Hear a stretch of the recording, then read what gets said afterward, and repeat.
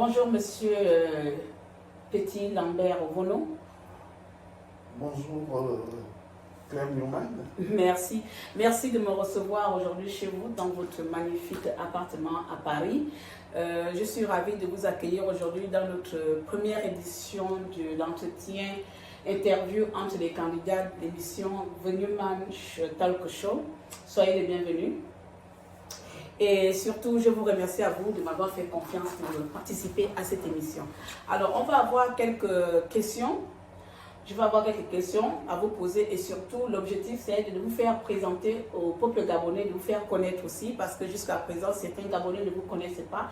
Moi, y compris, je ne vous connaissais pas si ce n'est que tout récemment. Bien évidemment, je recevais souvent vos écritures qui sont bien sûr pertinentes, mais je ne savais pas qui était derrière cette personne qui avait la plume aussi élégante que la personne en elle-même. Alors, comment vous vous sentez, vous, aujourd'hui ? Je vous souhaite d'abord la bienvenue dans mon appartement.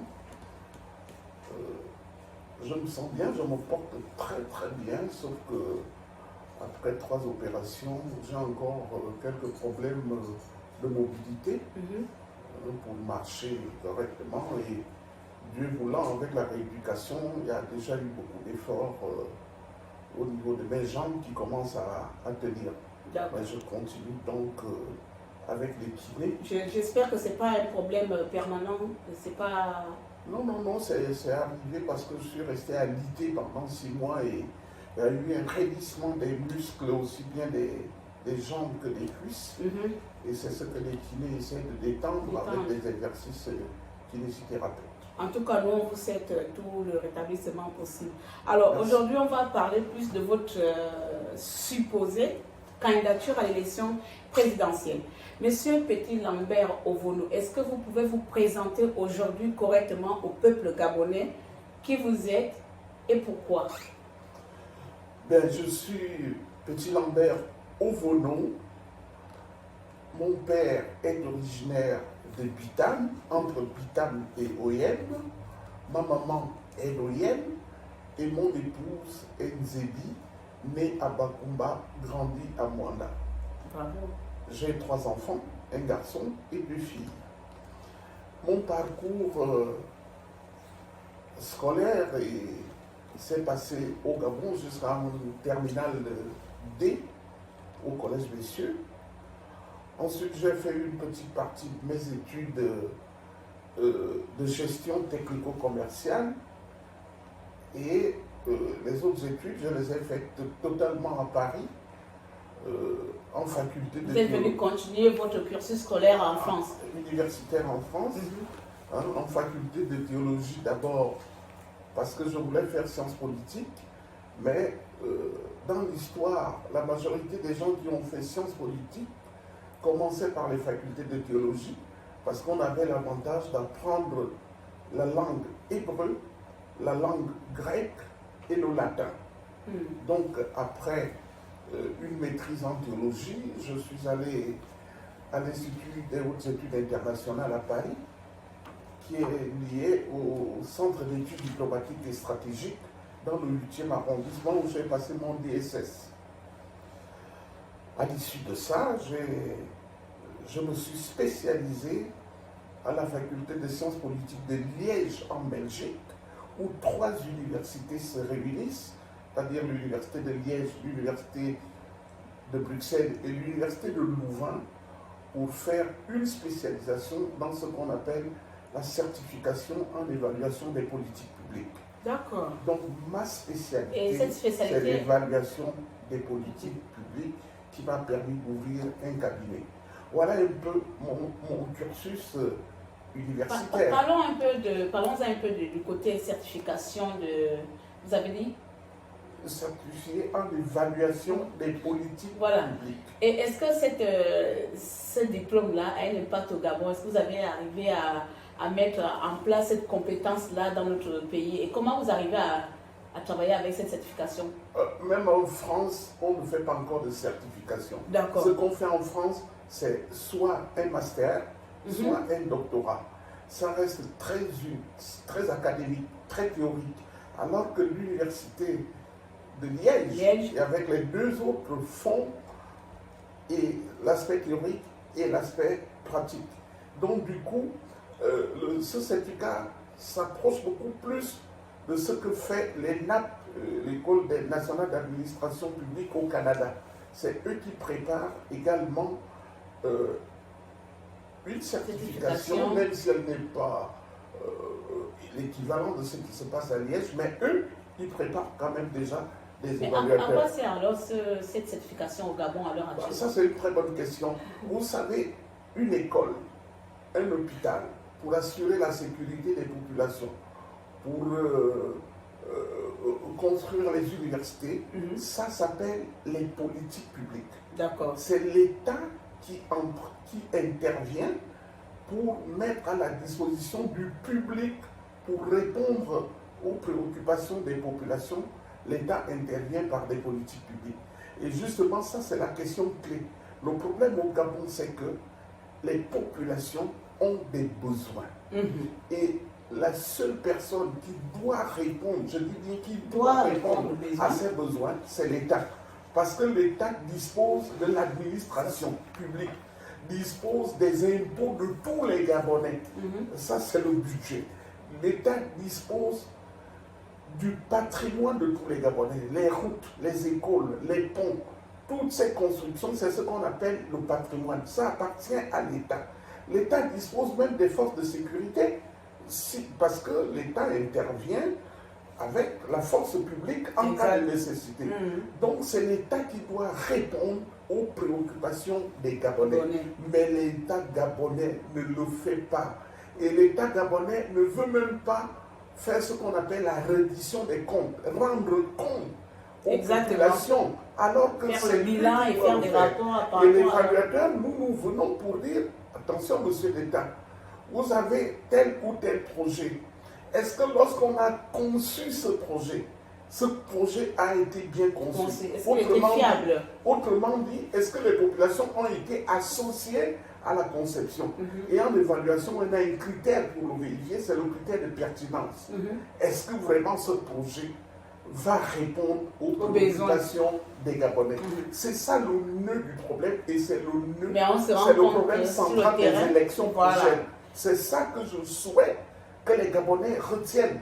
Ce n'est plus les histoires de opposition, majorité. Si l'opposition est la majorité, s'appuie sur la réponse aux préoccupations des Gabonais, alors le Gabon aura fait un gros pas l'année prochaine. Ça, c'est une question clé et centrale. Exactement, je suis d'accord avec vous. C'est vraiment très fondamental de souligner le fait de prendre en compte les besoins de la population gabonaise. Parce qu'aujourd'hui, comme tu peux le remarquer, vous me permettez que je vous donne, voilà.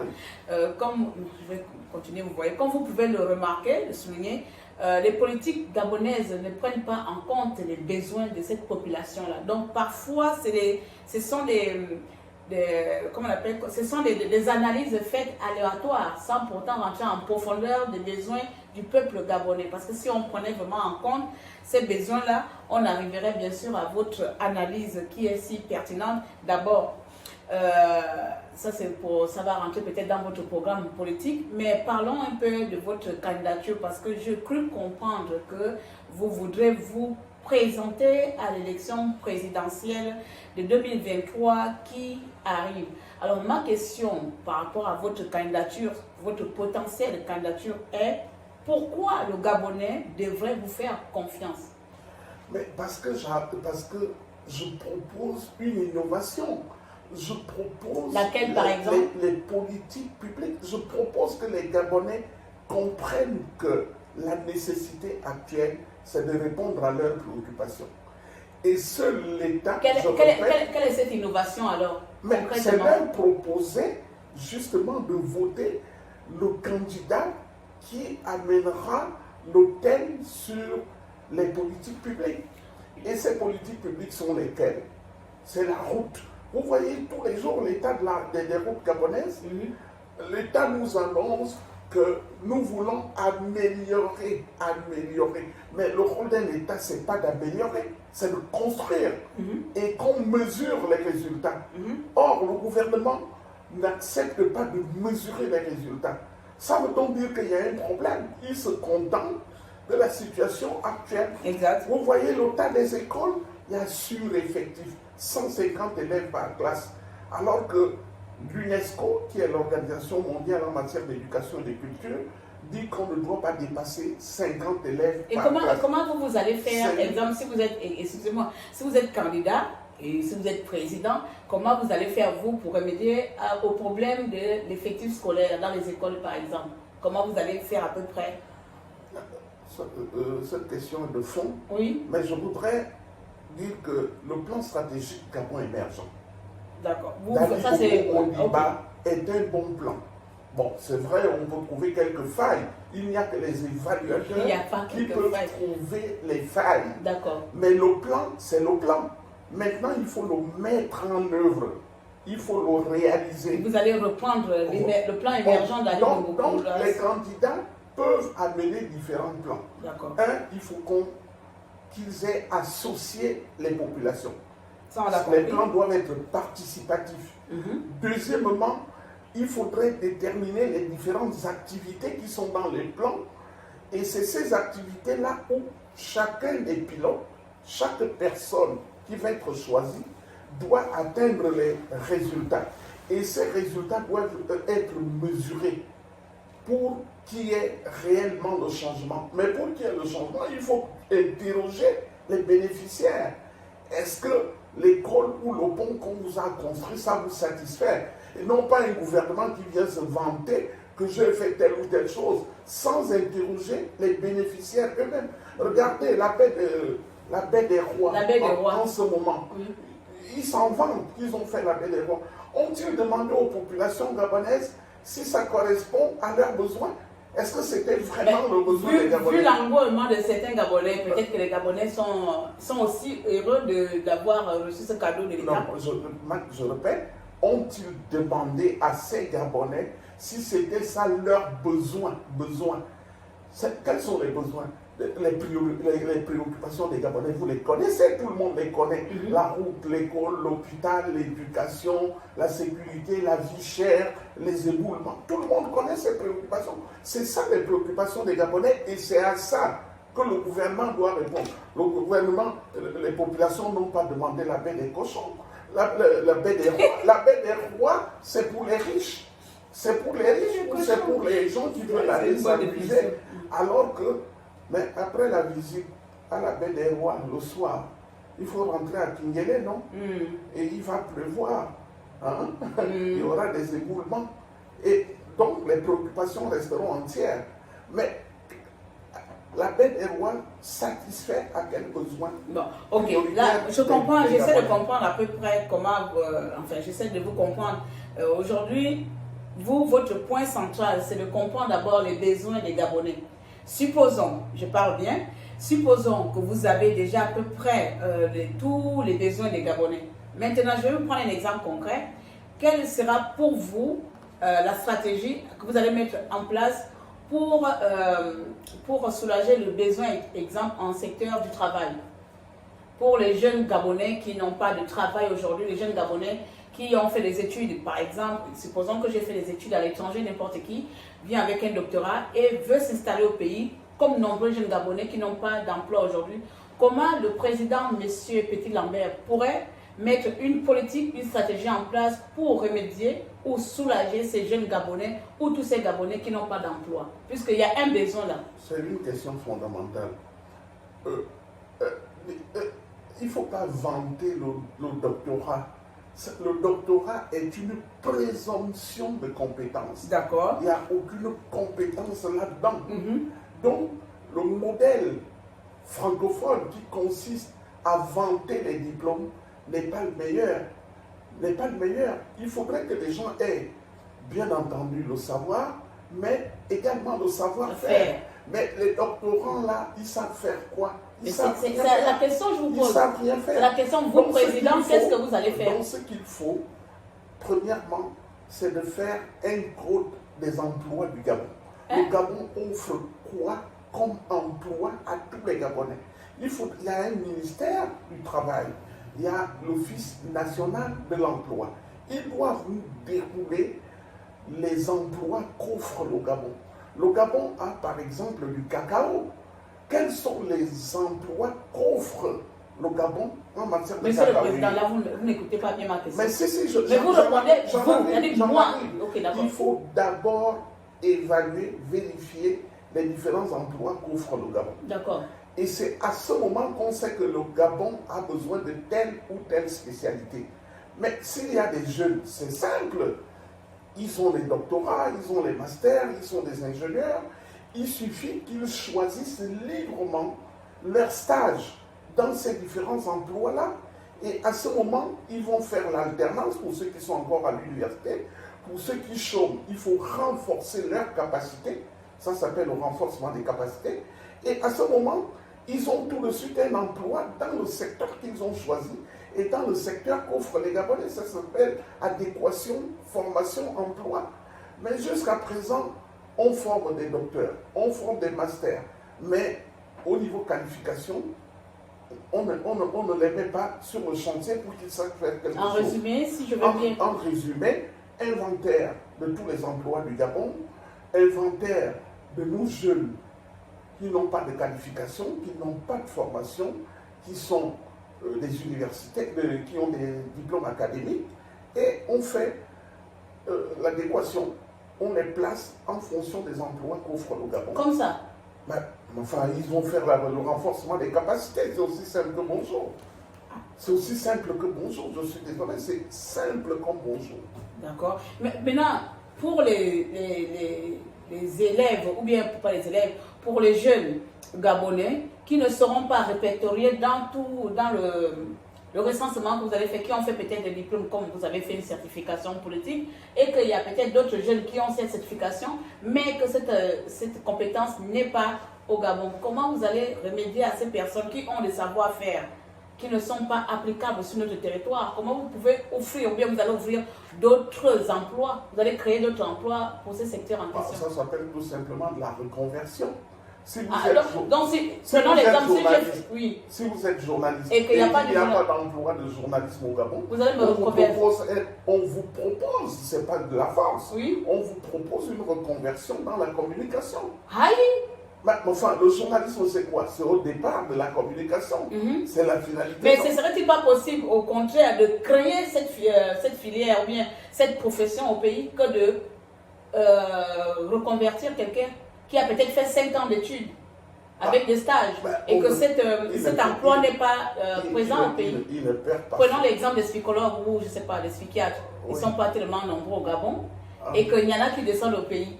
Mais s'ils ne sont pas nombreux, donc ils trouveront facilement un poste, puisqu'ils ne sont pas nombreux, le Gabon en a. Mais parce que tout à l'heure, vous avez dit, pour ceux qui n'en ont pas, on va essayer de trouver la reconversion. Mais bien sûr, parce qu'il y a des spécialités qui n'existent pas au Gabon. Si quelqu'un a une spécialité et que cette spécialité n'existe pas au Gabon, il n'y a que 2 formules. Soit on crée un emploi dans ce secteur, et maintenant, ce n'est pas l'État nécessairement qui va créer des emplois, il y a le secteur privé, il y a même le secteur associatif.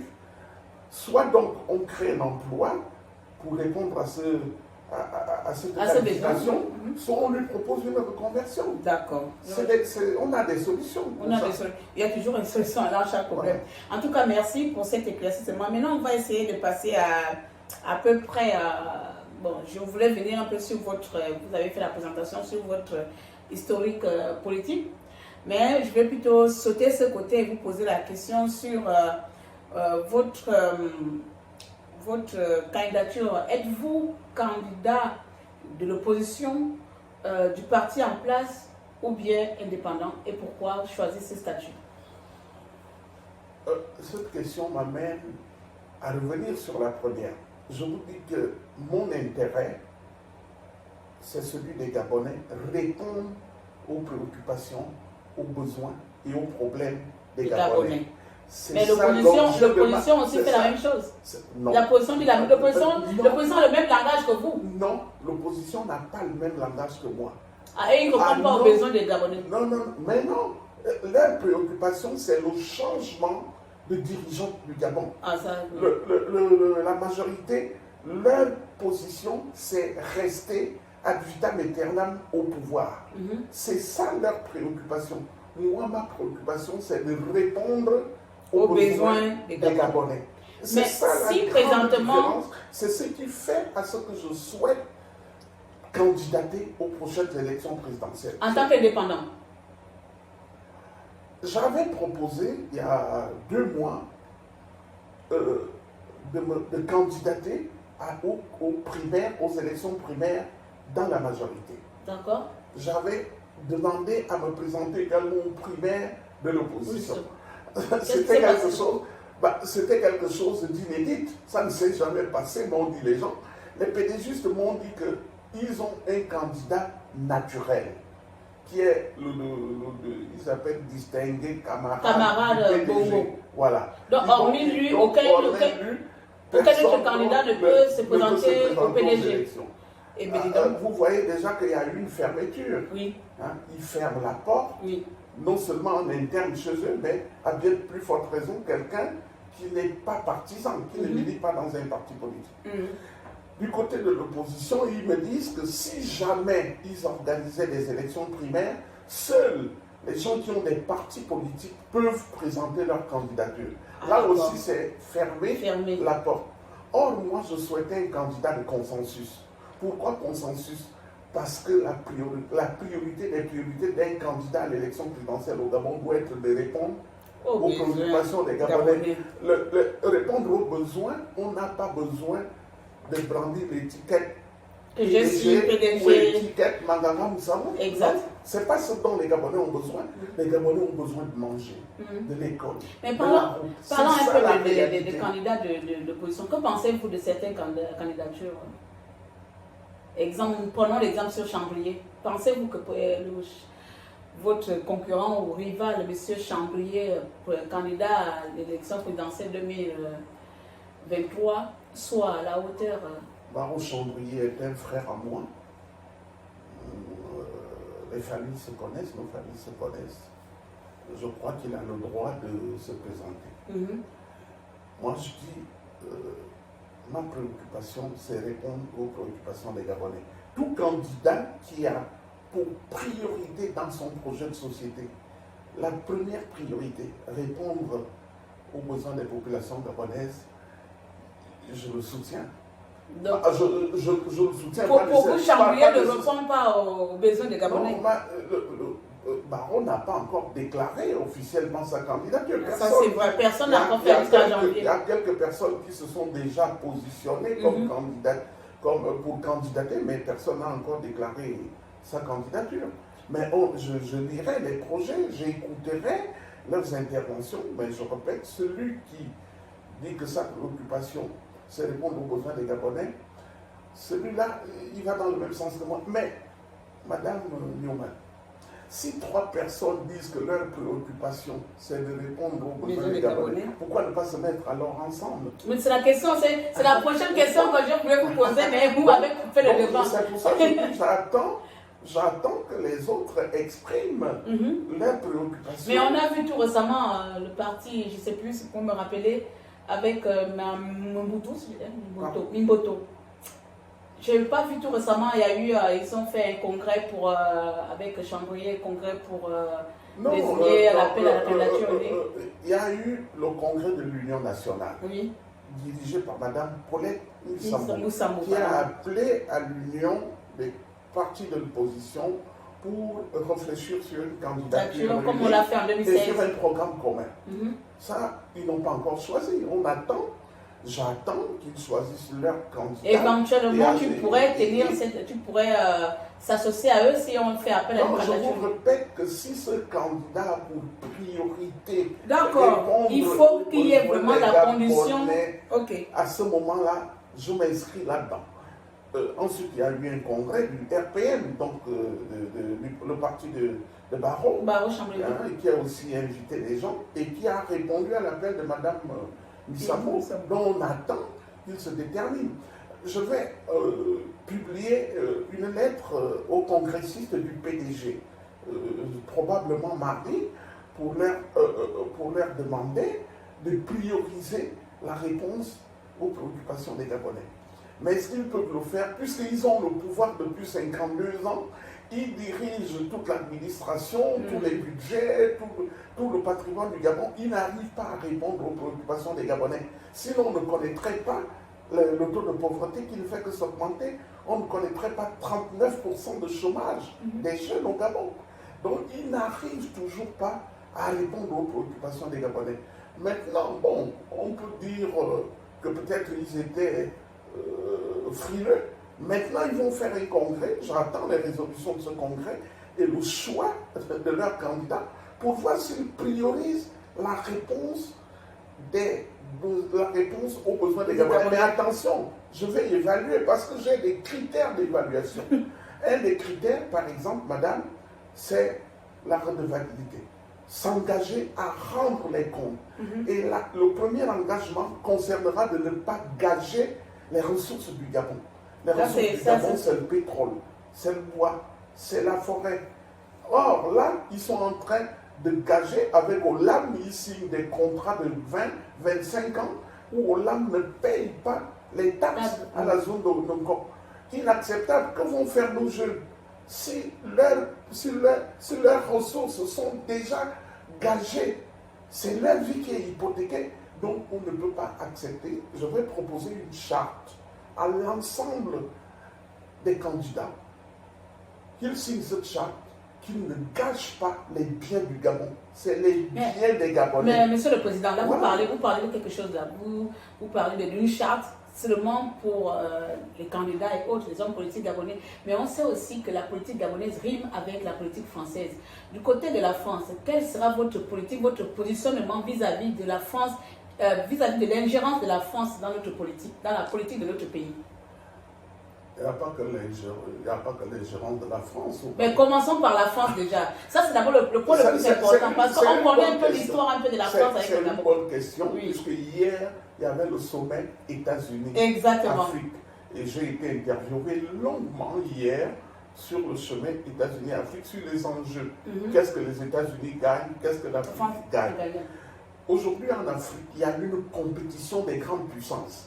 Parce que c'est le continent du 21e siècle. L'Afrique, c'est l'Afrique qui renferme... Le continent émergent.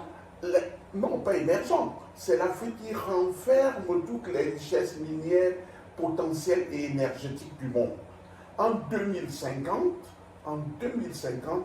la croissance de l'Afrique sera de 12%, alors que celle de la France et de l'Europe sera que de 7%. Quand il dit croissance, dit richesse. Toute la richesse sera en Afrique. Et donc, les puissances livrent une compétition, une concurrence en Afrique. Et c'est normal, chacun veut avoir quelque chose. Et chaque puissance adopte sa stratégie. Les Chinois, ils font du gigantisme dans les infrastructures. C'est-à-dire, ils construisent les grandes maisons, les autoroutes, ceci, cela. Les États-Unis, eux, ils donnent 55 milliards dans pas mal de petits secteurs. Il y a les promesses diplomatiques. Savez-vous que hier, Joe Biden, le chef de l'État, le président américain, a promis aux Africains de les soutenir pour avoir une place au Conseil de sécurité des Nations Unies. Ce que les Africains demandent depuis longtemps. Ils ne l'ont pas obtenu. Maintenant, comme il y a la compétition que la Chine et la Russie font aux États-Unis. En fait, j'essaie de comprendre votre truc. Je comprends. Donc la France a une histoire très particulière avec le Gabon, avec l'Afrique francophone, le 14 pays. Elle a traîné des boulets, son image s'est abîmée. Et aujourd'hui, la France veut réparer son image. Mais réparer l'image par les paroles ne suffit pas. Il faut des actes.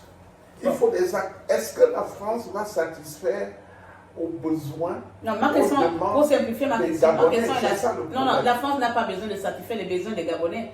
Non, parce que la France n'est pas le président français, mais la France n'est pas le président des Gabonais. Maintenant, ma question est, vous, président, quelle sera votre politique par rapport à la France au Gabon?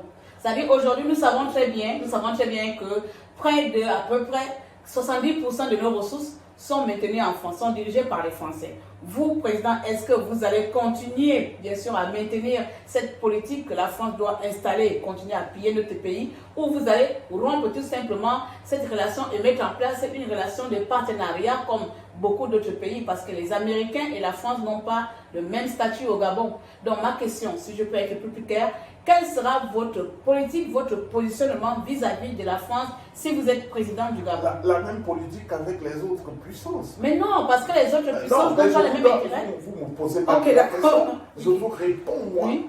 La même politique qu'avec les autres puissances. Pourquoi? Parce que le partenariat, ça se discute, ça se négocie. La France ne va pas s'imposer avec 60% dans les ramettes. Les ramettes, c'est la communauté. Oui, c'est ce qu'on appelle. Aujourd'hui, la France a 60% dans les ramettes. Le Gabon n'a que 24%. Est-ce que la population gabonaise est d'accord que... Mais qui a d'abord demandé la population gabonaise? Mais justement, c'est pour ça que je vous dis, dans ma politique, elle sera participative. C'est-à-dire, la vie des populations devrait compter. Parce que c'est eux qui ont la souveraineté. Le Dieu du Gabon, c'est le peuple. Dieu du Gabon, c'est le peuple gabonais. Donc il faut interroger le Gabonais. Est-ce que vous voulez que nous discutions? Si le Gabonais dit, nous voulons chasser la France, mais c'est trop facile. Mais le Gabon n'a pas besoin de le dire. Est-ce que le Gabon a les moyens de le faire? Est-ce que le Gabon tout seul a les moyens de chasser la France? Mais qu'est-ce que vous appelez par moyen pour chasser la France?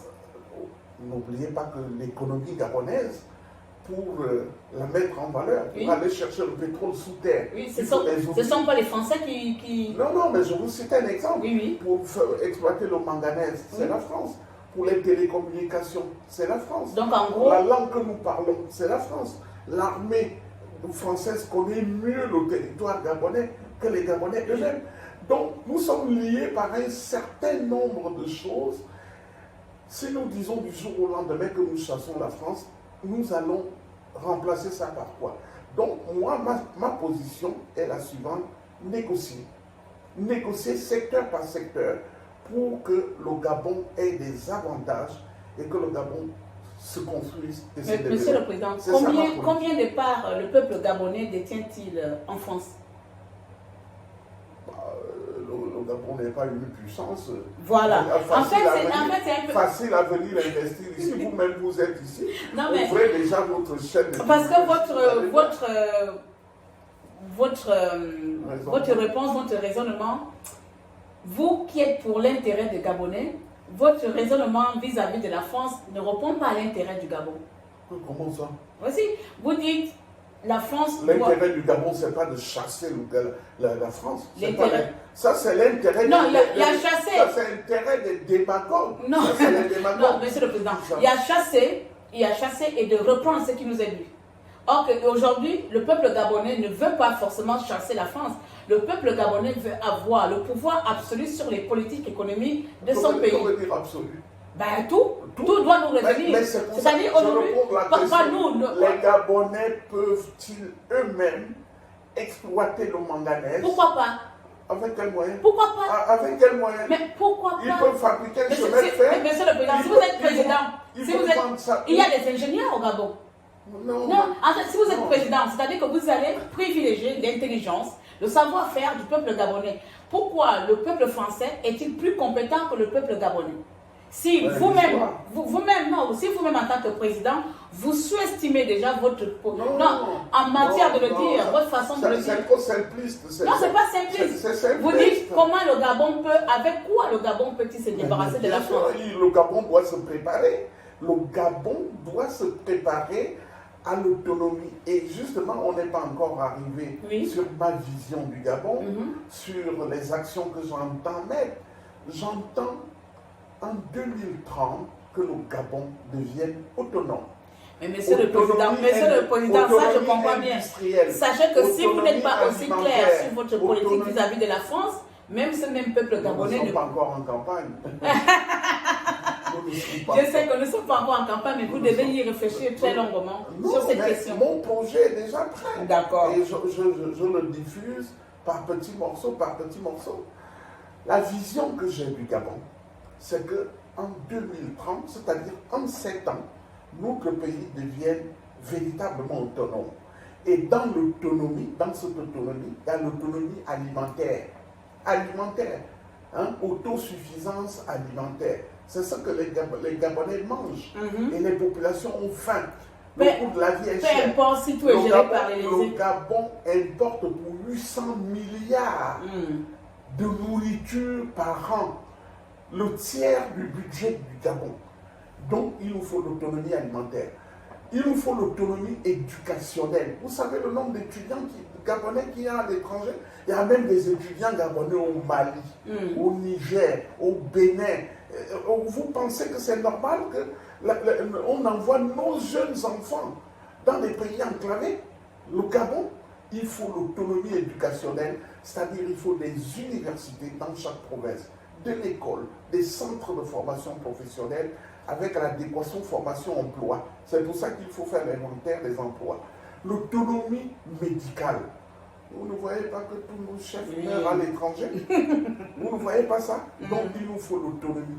Autonomie communicationnelle. En matière de communication, il faut remettre Africa numéro 1. Africa numéro 1 doit revivre avec une chaîne de télévision Africa numéro 1. Parce que nous avons les moyens de le faire vivre. Africa numéro 1. Il faut une autonomie économique. Vous avez cité le manganèse, le bois, l'uranium, tout ça. On commence déjà à transformer notre bois. On n'exporte plus les grumes. Donc l'autonomie économique veut qu'on transforme nos matières, nos ressources de rente. Sur place, il y a une valeur ajoutée et ça, il y a une création des emplois.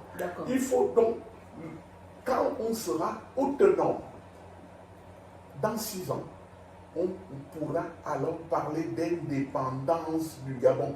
Est-ce que donc vous pouvez vous réclamer indépendant alors que vous êtes dépendant en tout? Ben ça revient toujours à la même question des politiques étrangères. Mais il faut donc construire. Oui. Et nous, notre slogan, c'est reconstruire le Gabon pour qu'il soit réellement autonome dans 7 ans. C'est ça notre vision. Et nous avons déjà mis les différents chantiers de l'autonomie. Je vous souhaite tout le meilleur possible pour que cette vision prenne enfin place dans notre pays, parce qu'avec votre vision, enfin, selon la vision que vous avez, si elle est mise en place, nous espérons tout simplement avoir un Gabon futur meilleur, ensoleillé, qui soit l'envieux, le pays envieux de tous. Respecté, digne, un pays digne. Digne et respectable. Aujourd'hui, le Gabon est méprisé. Oui. Méprisé. Alors, on a parlé tout à l'heure de l'implication de la France. Vous avez donné votre politique par rapport à la France. Essayons de voir un peu aussi la politique étrangère de d'autres pays. Bon, pour la France, nous savons que nous avons une histoire très particulière avec la France, mais par rapport au partenariat de tous les autres présidents de tous les autres pays africains qui viennent et qui investissent au pays, quelle sera pour vous la politique des étrangers qui investissent au pays? Prenons l'exemple, je vous prends l'exemple peut-être pour la Turquie ou autre pays. Pour qu'un non-turc aille investir ou créer une entreprise en Turquie, il faut forcément la présence de l'autochtone ou bien tout comme ça. Mais au Gabon, apparemment, cette loi existe mais qui n'est pas applicable, qui n'est pas appliquée au Gabon pour les politiques. Chaque Gabonais qui veut entreprendre au Gabon, c'est le chemin, comme on dit, comme les Gabonais disent, c'est les montagnes sinueuses et tout. Mais quand les étrangers arrivent, ils ont la facilité d'investir au Gabon. Vous, président de la République gabonaise, à partir de 2023, quelle sera pour vous la politique que vous allez mettre en place pour les étrangers qui viennent investir au Gabon au détriment des investisseurs gabonais? Cette question est sensible parce qu'on peut dire qu'il y a 2 ou 3 types d'étrangers qui sont au Gabon. Il y a d'abord des immigrés clandestins, des Maliens, des Burkinabés, des Togolais, des Béninois, des Ghanéens, des Nigérians. Ce sont des immigrés clandestins. Ça veut dire quoi? Ça veut dire que dans les conventions de Vienne, en matière de gestion des étrangers ou de déplacement. Libre circulation des hommes. Non, pas libre. Pour aller d'un pays à un autre, vous devez avoir la carte d'identité de voyage qu'on appelle le passeport. Ça, c'est d'abord le premier élément à disposer. 2, si vous voulez rentrer au Bénin, vous devez aller demander le visa à celui qui représente le Bénin dans votre pays, soit une ambassade, soit un consulat, soit un consul honoraire. Vous devez aller solliciter d'entrer dans le pays. Si le pays vous refuse le visa, vous n'avez pas à rentrer clandestinement. Si vous rentrez clandestinement, ça veut dire que vous ne respectez ni ce pays, ni sa population. Donc, nous avons 800 000 clandestins au Gabon qui n'ont aucun respect, ni pour le Gabon, ni pour les Gabonais, parce qu'ils sont rentrés de force. J'appelle ça des terroristes. Ils sont rentrés chez moi de force. Quelqu'un peut venir rentrer dans votre maison de force. Il vous a demandé de rentrer, vous dites vous ne rentrez pas. Et lui, il dit il vient rentrer de force. Donc, c'est des clandestins qui sont dans le pays. Et maintenant, ils sont dans le pays et il faut maintenant, si vous résidez dans un pays, vous avez besoin d'une autorisation, on appelle ça carte de séjour. Carte de séjour.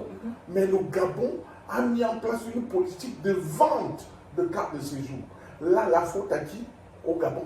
Au Gabon, ils vendent les cartes de séjour. Vous, président, vous allez quand même remédier à ça? Ben, bien entendu, on ne vend pas les cartes de séjour. Donc, là, tout commence par comment on rentre au Gabon.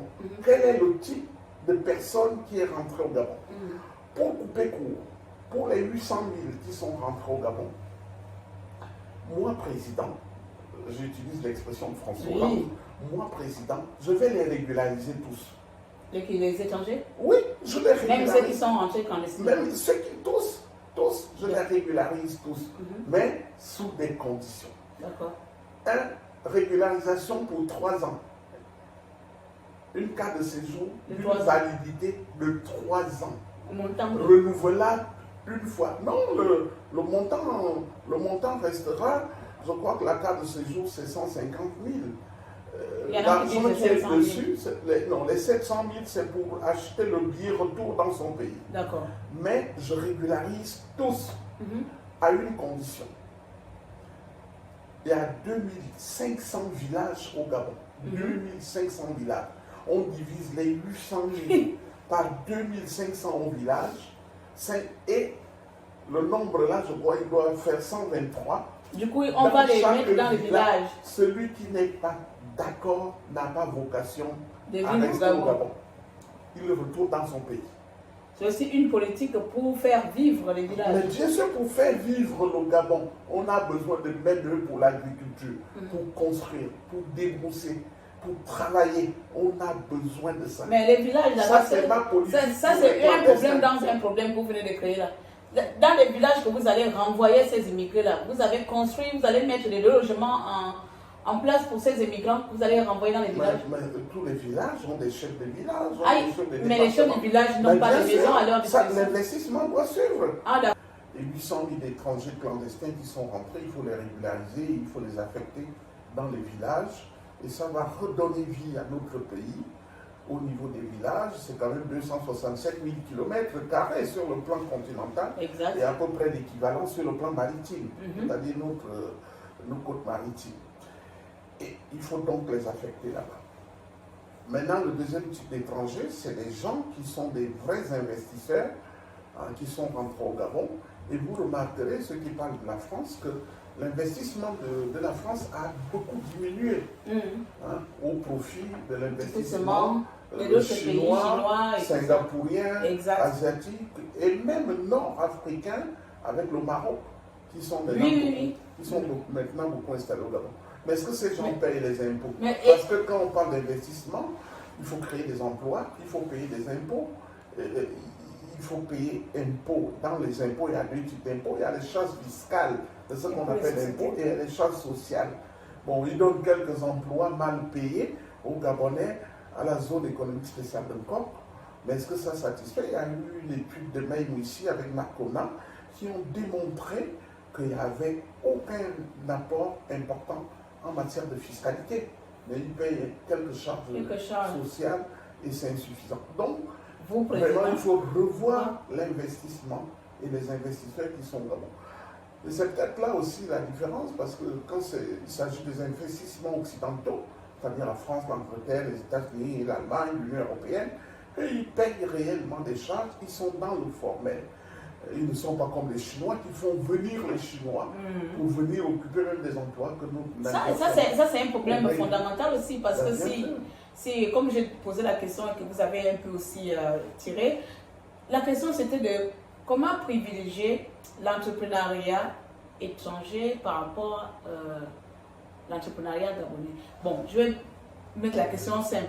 Comment vous allez faire pour mettre en place une politique qui vise à valoriser d'abord en premier temps les jeunes Gabonais qui veulent entreprendre, puisqu'aujourd'hui c'est les étrangers qui viennent, qui prennent tous les marchés par rapport aux Gabonais. Là vous avez expliqué la politique de d'abord distinguer les deux types d'immigration entre les immigrés clandestins et les immigrés investissants. Bon, les investisseurs là qui viennent au Gabon, qui ont déjà tout bagage, déjà bien un passeport, comme on dit, prioritaire. Comment vous, président, vous allez faire pour que ces investisseurs-là ne prennent pas forcément aussi la place des investisseurs gabonais? Parce qu'on voit bien un jeune Gabonais qui arrive avec son projet, lui il est Gabonais et vous êtes Français avec, voilà, avec tout, vous êtes Américain, vous allez forcément prendre la place. C'est ce que les jeunes Gabonais aujourd'hui déplaisent. Madame Newman, c'est trop facile de dire j'amène un projet. Je suis évaluateur. Mais beaucoup de Gabonais, tout récemment, j'ai un projet, quand on va regarder, il n'y a aucune pertinence là-dedans. Donc, mais oui, il faut évaluer les projets pour qu'un projet soit bancable. Quand vous partez demander un prêt à la banque, la banque vous demande quand même des garanties, non? Ça veut dire quoi? Ça veut dire qu'il évalue votre dossier. Donc, il faut que les Gabonais acceptent de ces conditions et que leur projet soit éligible. Mais qu'à cela ne tienne, j'ai deux propositions pour créer une classe d'hommes d'affaires gabonais. La première proposition, c'est d'associer les retraités maltraités, qui sont maltraités aujourd'hui. Là-dedans, il y a beaucoup qui ont de la compétence. Ils ont travaillé des années et des années. C'est eux qui ont fait marcher le Gabon jusqu'avant l'arrivée d'Ali Bongo. Il faudrait donc... Il faut reprendre les seniors. Mais on leur fait la proposition que le Gabon est prêt à mettre un fonds d'investissement pour eux, pour qu'ils choisissent le secteur dans lequel ils veulent devenir des hommes d'affaires, des businessmen. Et à partir de là, on associe les jeunes qui n'ont pas d'expérience pour qu'on leur mette le pied à l'étrier. Et je crois que ces deux-là, puisque ces gens sont déjà retraités, leur départ est plus proche et que les jeunes, eux, ils vont remplacer. De connaissances, oui. Voilà, c'est comme ça, c'est la proposition que je veux faire en matière d'entrepreneuriat au Gabon. Associer les seniors avec les jeunes pousses qui arrivent et quelquefois qui sont et les investisseurs étrangers qui arrivent prennent tous les marchés. Non, mais ils prennent tous les marchés parce qu'il n'y a pas de Gabonais qui leur font la concurrence. Quand ils trouveront que les Gabonais sont déjà eux-mêmes bien installés, ils ont leur syndicat pour défendre leur emploi, mais ils ne pourront pas passer. N'oubliez pas que le Gabon est un marché libéral. Tout le monde a le droit d'investir. Ça, c'est la vérité. À condition de satisfaire aux besoins. Et puis, il y a un certain nombre de quotas au niveau des marchés publics.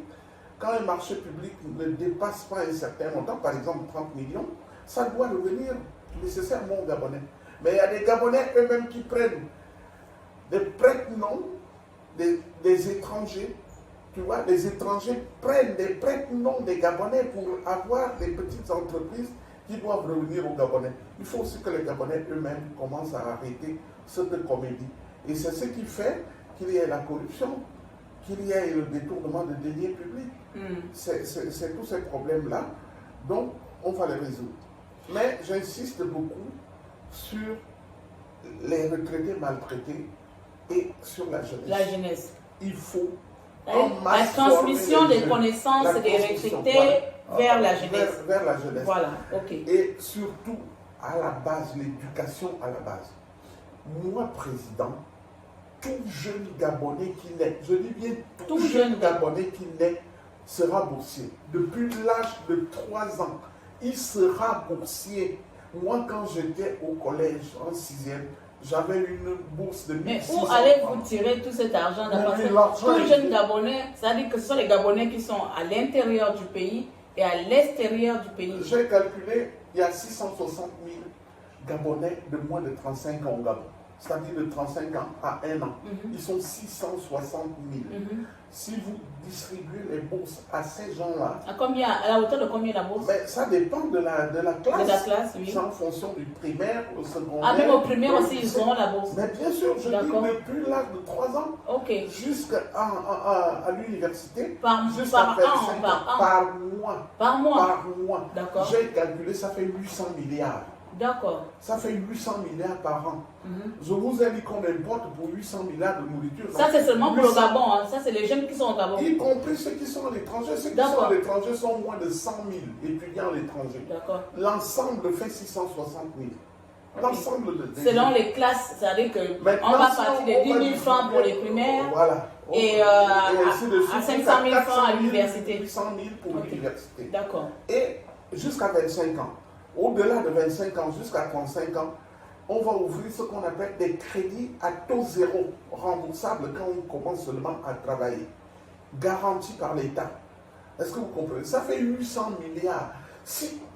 Mais l'investissement durable, c'est dans la jeunesse. Dans l'éducation. Il faut bien investir cet argent dans l'éducation de nos enfants. Exact. Ça ne peut pas se dire émergent s'il n'investit pas en masse dans l'éducation de ces jeunes. Ça fait à peu près comme le style anglais, ils investissent beaucoup sur l'éducation. Et je pense que l'éducation, la scolarité anglaise, c'est même la plus, pour moi, je pense jusqu'aujourd'hui, la plus performante même de l'étranger. Mon fils a fait ses études en Angleterre. Ben oui, moi je vois ça depuis un moment que je suis là-bas, j'essaie de voir un peu la différence. Mais c'est le président, vous avez... oui? Donc je termine, vous voyez, pour moi, la priorité, si je suis moi président, le mois que je suis élu, les 3 premiers décrets que je vais signer, 1, l'éducation, la bourse pour tous les enfants gabonais. Dès l'âge de 3 ans. Dès l'âge de 3 ans. Dès qu'il est né, on lui donne un code statistique qu'il traîne jusqu'à sa mort. Un code, un numéro statistique infalsifiable. Infalsifiable. Ça va soulager les parents.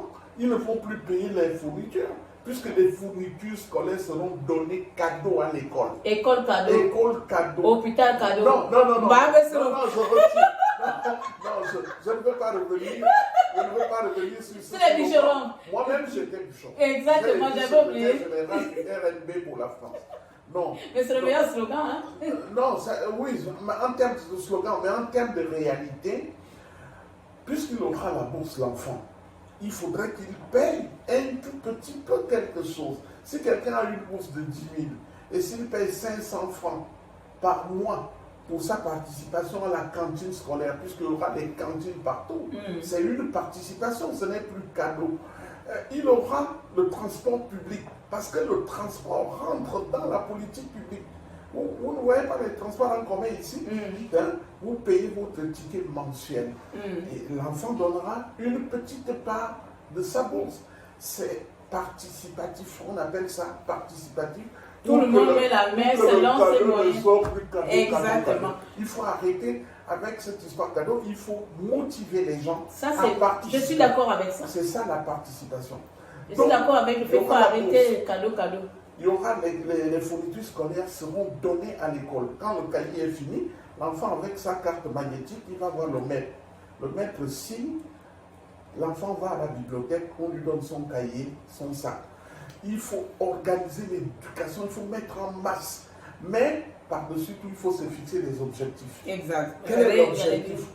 Tant d'enfants doivent avoir le bac à la fin de l'année. Et c'est comme ça qu'on invente des actions à faire pour que cet objectif soit atteint. C'est cette politique en masse qu'il faut faire. Ça, c'est le premier décret. Le deuxième décret, faire un rappel des dettes que l'État doit aux retraités maltraités.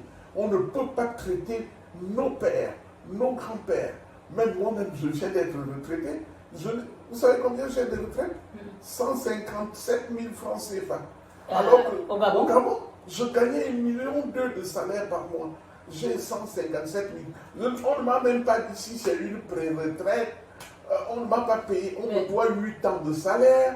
On ne m'a pas payé les services rendus. Vous vous rendez compte? Ah oui. Est-ce que vous vous rendez compte? 157 000 francs par mois. C'est Qu'est-ce que je fais avec ça? Ça ne peut même pas pour acheter quelqu'un qui a travaillé pour 1 million par mois.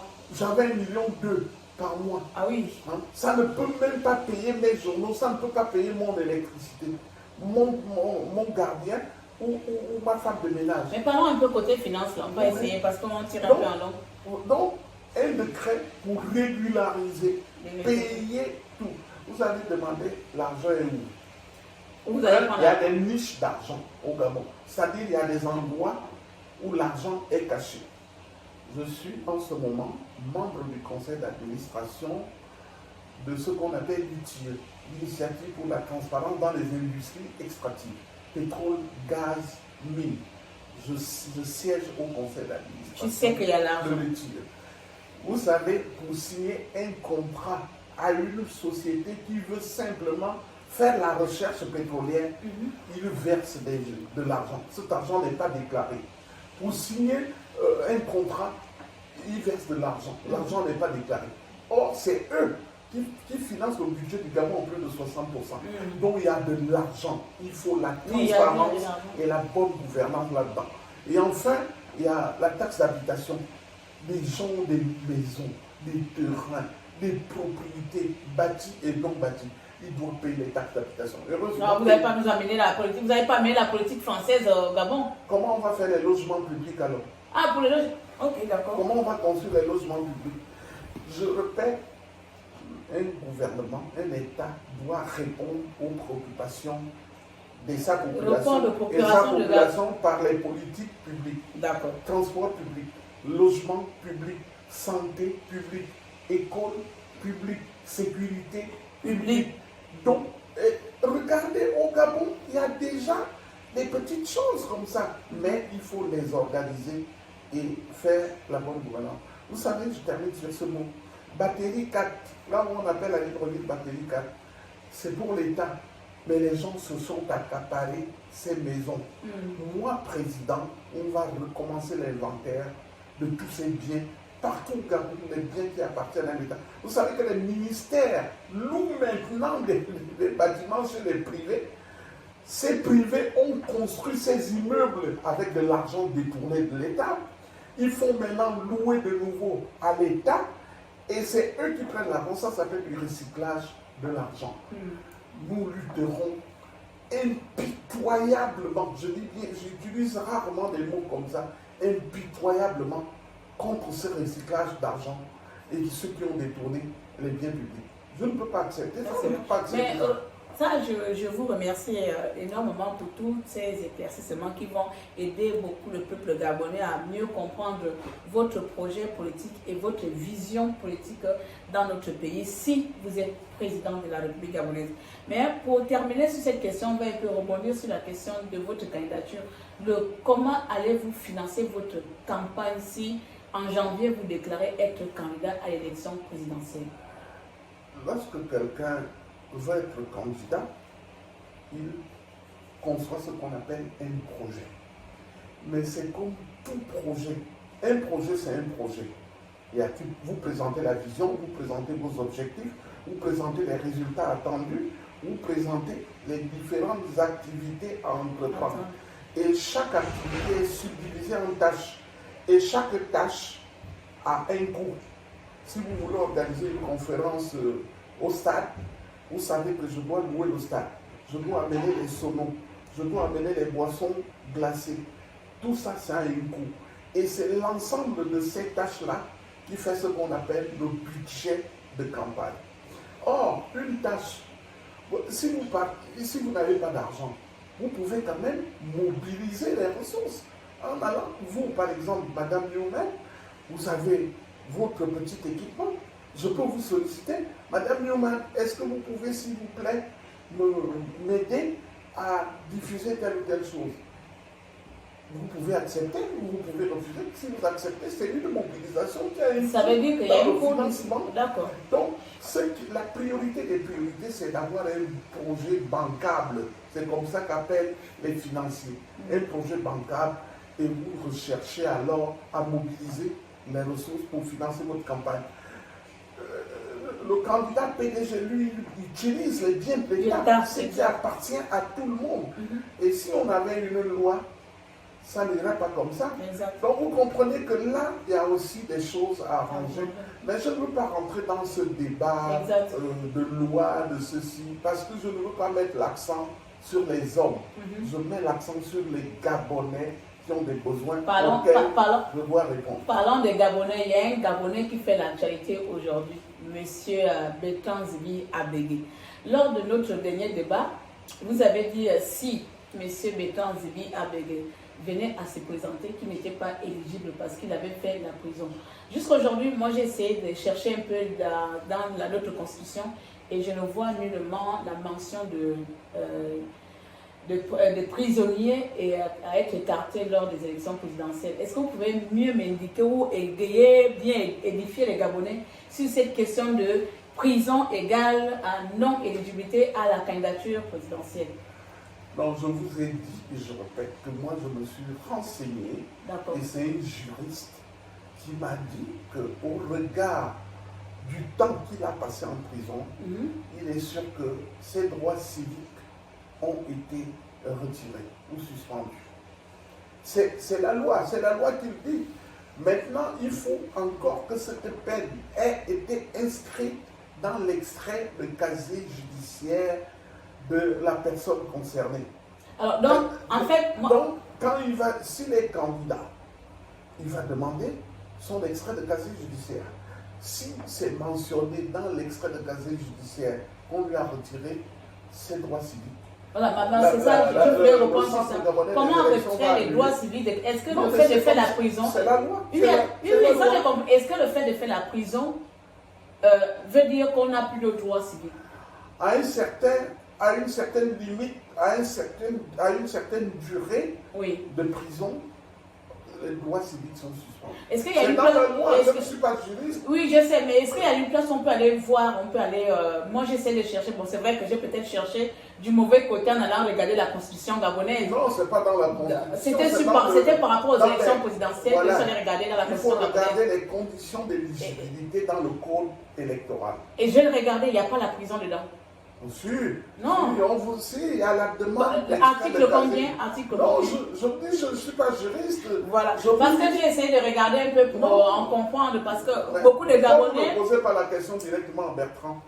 Non, j'aurai mon entretien avec Bertrand. J'aurai mon entretien plus tard avec Bertrand, comme je fais avec vous. Mais puisque vous êtes aussi l'une des personnes qui ont à peu près la même solution, enfin pas la solution, le même argument parce qu'il a fait la prison, il ne peut pas se présenter. Non, ce n'est pas parce qu'il a fait la prison. Il a été déchu de ses droits. Après une certaine durée en prison, et en fonction du motif, si cette durée est dépassée, votre peine est inscrite dans votre extrait de casier judiciaire. Et cette pièce est demandée dans le dossier de candidature. Si la mention de la prison est dedans, le Centre gabonais des élections peut annuler votre candidature. Voilà. Bon, moi, je ne suis pas toujours satisfaite de la question parce que ça ne répond pas à de la réponse parce que ça ne répond pas à ma question. Mais je ne suis pas juriste. Oui, je sais. Je vais essayer de consulter quelques juristes. Tout le monde sait qu'il a été en prison et qu'il a fait 5 ans ou 6 ans. 6 ans. Et maintenant, est-ce que la peine qui lui a été infligée lui retire les droits civiques? Voilà, c'est ça. Là, du jour, on part sur la notion de droit civique et non sur la notion de prison. Parce que si c'est... Mais les droits ne sont retirés que lorsqu'il y a eu une peine de prison. On ne retire pas les droits pour autre chose. Donc ça veut dire comme tout, la plupart des Gabonais qui ont fait la prison n'ont plus leurs droits. Non, après un certain délai. D'accord, après un certain délai. Oui, j'essaie de... Merci, je vais le après un certain délai. Donc lui, comme il a fait 6 ans, on va dire que sûrement après 6 ans, il n'a plus. En fait, c'est pour comprendre, parce que s'il vient, on va personnellement, je pourrais aussi intervenir là que vous n'avez pas le droit. C'est pour ça. Et moi, il me faut parfois des tests. Souvent qu'on parle de grâce présidentielle. Oui. Lorsqu'il y a la grâce présidentielle, elle vient effacer cette peine. Mais lui n'a pas bénéficié de la grâce présidentielle. Mais c'est ce que je vous dis. Regardez en Côte d'Ivoire, Madame Simon Gbagbo Gbagbo, oui. a bénéficié de la grâce. Mais M. Gbagbo a refusé la grâce. Or, est-ce que la peine qu'il a faite à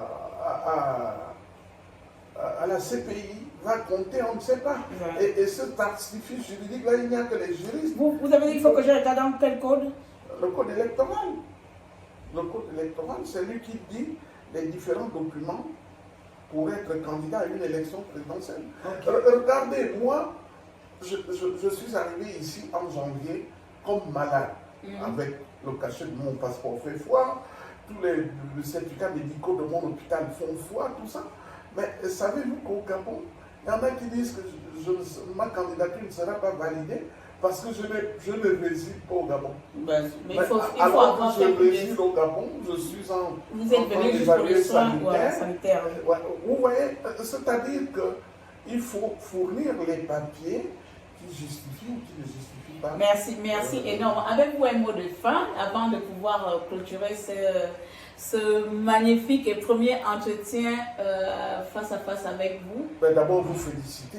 Merci beaucoup. Vous féliciter, vous encourager aussi pour l'avenir et inviter aussi nos compatriotes qui sont de la diaspora à vous contacter. J'invite tous nos frères de la diaspora à rentrer en contact avec vous aussi. Merci. Et que nous tous aussi, nous devrions manifester notre solidarité. C'est ça aussi la solidarité qu'on veut pour la diaspora, de pouvoir se soutenir mutuellement, soutenir une telle initiative, parce que ça, c'est du business. Et ça pourra, cette pratique, vous pourrez la porter au Gabon pour des jeunes filles qui sont intéressées par une telle activité. Merci beaucoup. Maintenant, pour le mot de la fin, j'insiste beaucoup sur les décrets. Je vous ai dit, je signerai un décret pour les jeunes, pour l'éducation des jeunes. Je signerai un décret pour le rappel des retraites, des pensions retraite pour les retraités qui sont maltraités. Je signerai un décret également pour toutes les jeunes filles mères, tous les chômeurs qui sont dans des difficultés, qui n'ont rien du tout, dont les parents doutent même qu'ils ont des diplômes. Alors qu'ils ont des diplômes, il faut trouver rapidement peut-être un revenu minimum universel qui les aiderait en attendant qu'ils fassent soit leur conversion, soit qu'ils trouvent un emploi. Maintenant, sur le plan politique, je vous ai dit, je le répète, que tous les candidats qui mettent au centre de leur projet la réponse aux besoins, aux problèmes, aux préoccupations des Gabonais, je suis dans ce camp-là et je solliciterai à m'associer avec eux. Et enfin, il faut une charte où chaque candidat s'engage à ne pas gager les ressources du Gabon. Parce que les ressources du Gabon, s'ils sont gagés, c'est pour 25 ans, pour 30 ans. Or, nous voulons le développement durable. Développement durable veut dire nous consommons, mais nous prévoyons aussi pour les jeunes, nos enfants qui arrivent. Nous ne pouvons pas gager et leurs biens et emprunter. On a 7 000 milliards de dettes et les laisser asphyxier, hypothéquer leur avenir. Nous ne pouvons pas le faire. Donc c'est sur ce mot, en attendant, si je suis en forme, d'ici janvier, je rentrerai au Gabon.